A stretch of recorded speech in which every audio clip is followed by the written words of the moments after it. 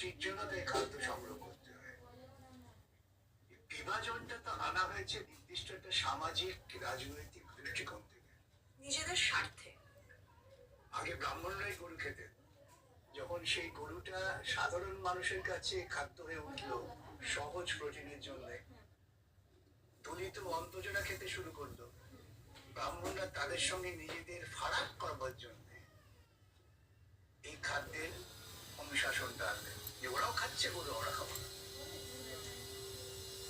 আচ্ছা, কারণ আমি তো বলেছি বিজেপি নেতাদের যে আমাকে দেখান কোথায় কোন শাস্ত্রে লেখা আছে যে ব্রাহ্মণ সন্তান গরুর মাংস খাবে।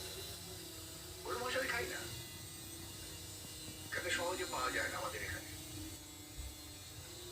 কিন্তু গরুর মাংস খাওয়াটা কোনো অপরাধ নয়। ওরা কেন আতঙ্কিত?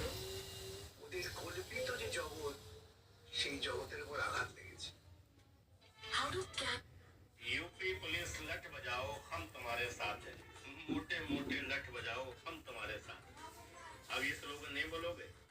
आज मथुरा पुलिस ने उन लोगों को गिरफ्तार कर लिया जो मथुरा के अंदर जबरदस्ती शराब बंद कराए हैं।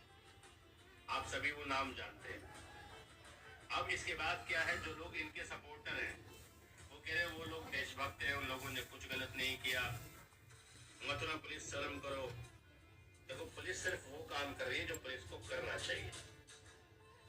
मैं चाहता हूँ मथुरा में शराब बंद हो, मैं चाहता हूँ अयोध्या में शराब बंद हो, मैं चाहता हूँ काशी में बंद हो, और जहाँ जहाँ धार्मिक स्थल है वहाँ वहाँ शराब बंद होनी चाहिए। मैं खुद चाहता हूँ, मैं उसके विचारों से सहमत था, लेकिन उसकी हरकतों